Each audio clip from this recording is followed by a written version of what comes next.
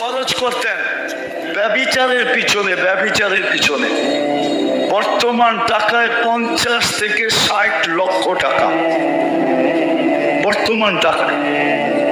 একদিন নিয়ে আসছেন এক মহিলাকে, কামরায় ঢুকায় দিয়া বলতেছেন আমি প্রস্তুতি নিয়ে আসতেছি। যখন প্রস্তুতি নিয়ে আসছেন তো দেখতেছেন এক কোনায় বসে কাঁদতেছে। তো জিজ্ঞাসা করতেছে কাঁদিস কেন? তোকে তো জোর করে নিয়ে আসি নাই, টাকা দিয়া নিয়ে আসছি। তো বলছে শুনতিস, আমি বাজারি মেয়ে না, বিপদের কারণে তোর হাতে ধরা দিতে বাধ্য হয়েছি, কিন্তু আমি কাঁদতেছি কেন জানিস? যে কালকে এই চেহারাটা আল্লাহকে কি করে দেখাবো, কালকে এই চেহারাটা আল্লাহকে কি করে দেখাবে।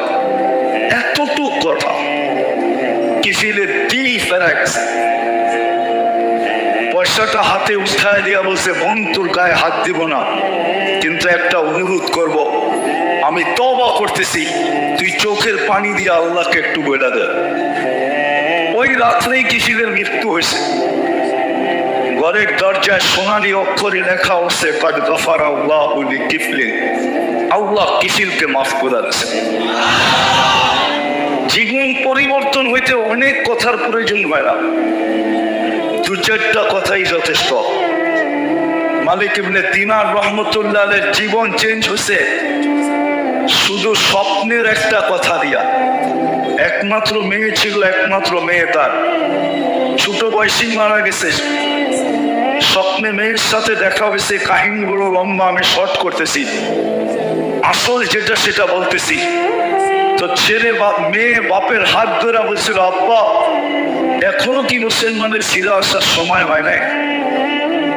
এতটুক কথা তার জীবন চেয়ে, এই জন্য কথা লম্বা হবে না, ধ্যান যত হবে আমার বিশ্বাস কথা তত বেশি দিলে কাটবে।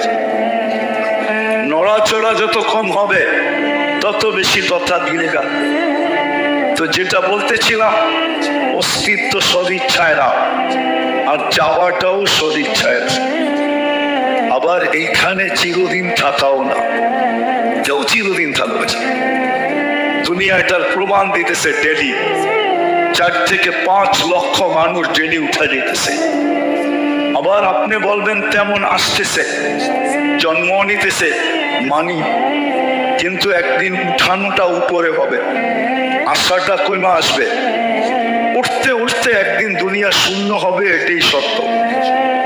দুনিয়া শূন্য হবে, তাইলে হাদিসে এই কথা আসতো না।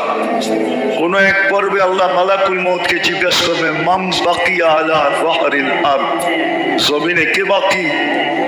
মালাকুল মউত বলবে লা আলাল আরদি আহাদ, জমিনে কেউ বাকি নেই। সব টুকায় টুকায় নিয়ে আসছি, কুড়ায় নিয়ে আসছি, খুঁজা নিয়ে আসছি। আল্লাহ জিজ্ঞেস করবে আইনাল্লাযীনা কানু ইয়াঈশুনা ফি বুরুজিন মুশাইয়্যিদা, ওরা কোথায়? যারা বড় বড় উঁচা দেওয়ালের ভিতরে বাস করত, চতুর্দিকে পাহানা আর পাহানা, টেকনোলজি আর টেকনোলজি, মেশিন আর মেশিন, যারা মৃত্যুকে স্বপ্নেও ভাবতো না, ওরা কোথায়? আল্লাহ জানেন। মালাকুল মউত বলবে ওদের করিয়ে আসছে, কেউ বাকি নেই। হ্যাঁ, বাকি আছে আহলুস সামাওয়াত, আকাশওয়ালারা বাকি। ওয়া আনতাল হাইয়ুল্লাযী লা তামুত, আর আপনি চিরঞ্জীব। আল্লাহ বলবে লাগা আকাশে ঝাড়ু, সব আকাশে ঝাড়ু দিচ্ছে। তারপরে জিজ্ঞাসা করবে এইবার, তো বলবে লা আলাল আরদি ওয়া লা আলাস সামাওয়াত, জমিনও কেউ বাকি নেই, আকাশও কেউ বাকি নেই। ইল্লাল্লাযীনা ইয়াঈশুনা তাহতা আরশি, আপনার আরশের নিচে যারা বিরাজমান এরা বাকি আছে। আর আপনি চিরঞ্জীব, আনতাল হাইয়ুল্লাযী লা তামুত। আল্লাহ বলেন লাগাও আমার আরশের নিচে ঝাড়ু, ওইখানেও ঝাড়ু লাগাবে। জিজ্ঞেস করবে এইবার, তো